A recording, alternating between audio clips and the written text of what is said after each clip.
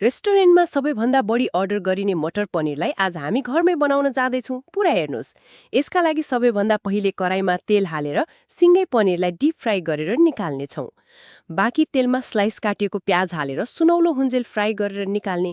अब अर्को ससप्यानमा पानी तताएर टमाटर उसिन्ने र ब्लेन्डरमा हाल्ने। त्यसमा मेलन सिड, फ्राई गरिएको प्याज, रातो खुर्सानी र पानी हालेर प्युरी तयार गर्ने।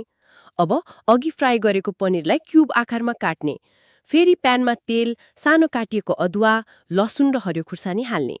त्यति गरेपछि तयार प्युरी, नुन र अन्य मसला हालेर राम्रोसँग पकाउने। मसला राम्ररी पाकेपछि तताएको पानी हालेर उमाल्ने।